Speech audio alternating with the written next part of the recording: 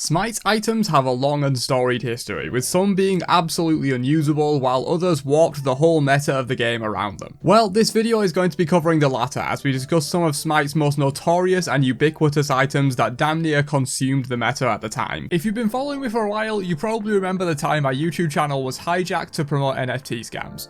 Well, if I had been using Aura at the time, that may not have happened, so I'm very excited to partner with them to sponsor this video. Aura is a one-stop shop for safety and security online. They scan the web for instances of your data, passwords, or personal information being used or sold, and give you immediate alerts so you can take action to keep yourself safe. But that's not all. Aura also has a built-in VPN service, which is insanely useful when operating online nowadays to hide your information and even access region-locked content on certain websites. All this among other useful features like an antivirus service for all your devices and a secure password manager to store your various passwords and accounts. As I said, Aura is truly an all-in-one app for online security and will save you money over getting different apps for all of the services and features that Aura provides. So head over to aura.com/intersect or hit the link in the description to get started. So first up, we have the original Tier 2 Gladiator Shield. As one of the more recent entries on the list, a lot of you probably have played during this era where the solo lane meta was pretty much monopolized by this item, being iconically abused by King Arthur to be one of the strongest gods in the game we've ever seen, but also defining a lot of the other top meta picks like Cuchulainn, Achilles, Wukong, and even Osiris. Yes, Osiris was very popular with this item for a long time due to how spammable his 1 is for free heals using its passive. At its height, you pretty much had to play a Glad Shield abuser or something that directly countered a Glad Shield abuser like Artio, who did well into Arthur by crippling him out and matching his sustain. If you weren't doing that, you weren't having a lot of fun in solo at the time. Quick mention to the original Tier 2 Berserker Shield as well, which wasn't quite as broken and didn't monopolize the meta in the same way that Glad Shield did, but it did allow for some stupid stuff, mainly on Erlang Shen with his double proc per basic attack on his passive and fast attack chain. He could solo a Fire Giant sub 15 minutes with Berserker Shield at release, so definitely worth a mention, but not quite as ubiquitous as the Gladiator Shield. But moving on, let's hop back into an earlier time with the original BUMBA'S mask starter item. This might seem like a weird entry on the list for those of you that weren't playing back in Season 4, but this item was truly warping the meta back then, as you would reliably see 3 of these on one team, sometimes even 4, due to the nature of farm splitting at the time, and the fact that the item gave healing and mana to all users of the item in range, not just the killer of the camp. Combine this with the era of masks at the time, where masks only cost 500 gold, meaning you could buy a regular starter item and BUMBA'S mask at level 1. This was meant to give junglers more flexibility in starting options akin to what they have now, but it just led to not only junglers buying 500 gold BUMBA'S plus a starter,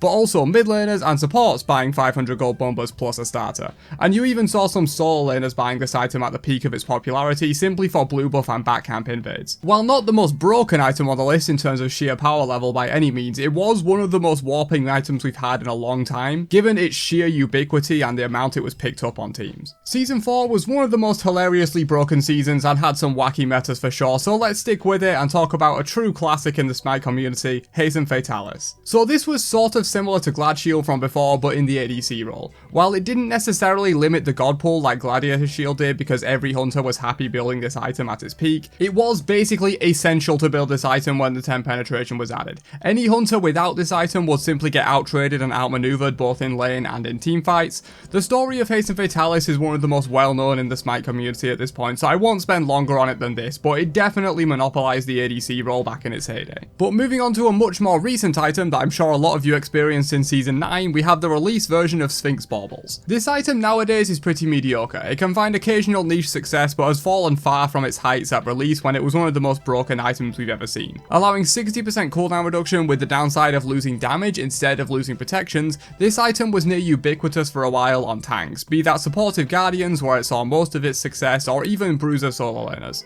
This item definitely warped the meta on its release, and the nerf down to only 50% cooldown reduction really made the item just not that special anymore. The downsides are somewhat minimal now, but the upside is also 50% less effective than it was before, and an extra 10% CDR just doesn't really make the cut. But at release, man did this item warp the meta. Jumping back from modern Smite to ancient Smite, we have 2 of the most broken relics of all time, Turn Minions and Motivate. Now you could argue that Beads, Blink and Aegis are the most meta defining and broken relics, but these 2 from back in Smite's closed beta were truly silly. They both involve minions, which is why I'm lumping them together into one entry, but we'll cover turn minions first. This one, you can probably guess what it did. Yeah, on use, it turned all nearby enemy minions to fight for you instead, with the additional effect of giving all nearby friendly minions plus 20 of each protections while the relic was on cooldown.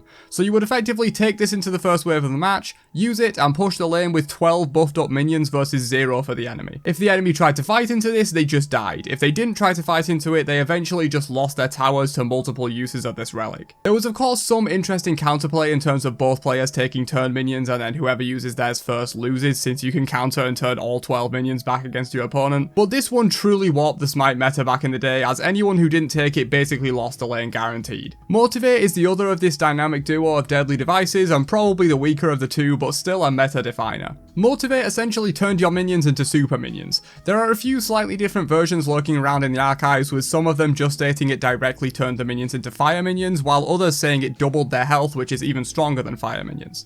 For reference, fire minions get a roughly 1/3 health increase, whereas Motivate literally doubled their health while also fully healing them on use. Some archives say it had a limit of only 3 minions, but some say it could affect the whole wave. Regardless of which version you had before its removal in 2013 though, Motivate was one of the most powerful relics in the game for the same reason as turn minions. It allowed for insane level 1 pressure that was near impossible to deal with unless you went Hand of the Gods to directly counter it. So we've talked about a few Season 4 oddities already in BUMBA'S Mask and Fatalis, but being one of the most unbalanced and polarized seasons there is, Season 4 has more to offer for this video, and we're sticking with the relic focus for now as we talk about Bracer of Undoing. In its most broken form back in Season 4, this relic truly rivaled Beads and Blink for its ubiquity due to its insane power level. Restoring half the health and mana you took in the last 4 seconds, which at one point in its life was actually 60% in the last 5 seconds. The upgrade for this relic was basically the Purification Beads upgrade now that reduces all cooldowns by 3 seconds, an already really powerful effect that is the most bought version of Beads by far, but this was back in Season 4 when there were no tier 3 relic upgrades and the power levels of relics were generally lower. While not the most powerful item ever, though it was definitely still broken, Bracer is on this list mostly for its ubiquity. You would see it regularly 3, 4 or even 5 people on one team buying this relic back in the day. I'll also mention Sunder here too, since it's also a broken Season 4 relic that was arguably even stronger than Bracer at its peak, but it didn't warp the meta quite as much as Bracer, since it was only really bought on 2 or 3 people per team as opposed to Bracer's 3 or 4, sometimes even 5 people would buy Bracer. It was actually ridiculous. But moving on, let's jump back into Smite's earliest days where a lot of wacky stuff went down and talk about Circlet of Focus. This item from Smite's beta gave 300 health, 15 MP5 and HP5 as well as 30 focus. Pretty OP, right?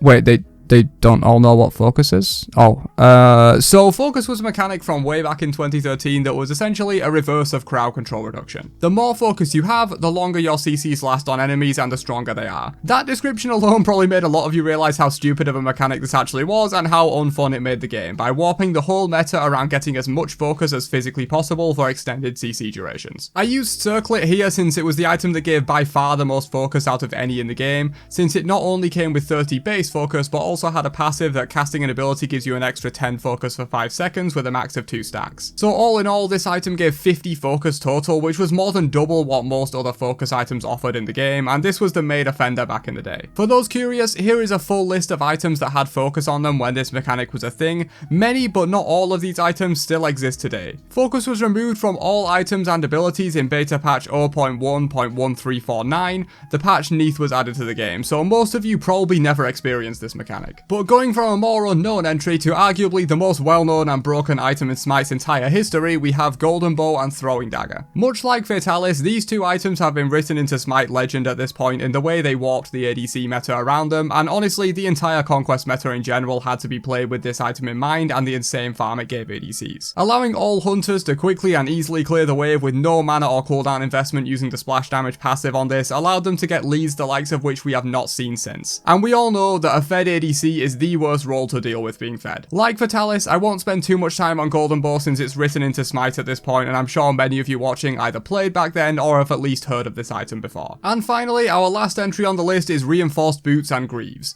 There was a brief meta back in Season 3 where these items were buffed up to give up to 25 of both protections when you took hits. This combined with some health, 30% CCR, the usual boots movement speed, and some power.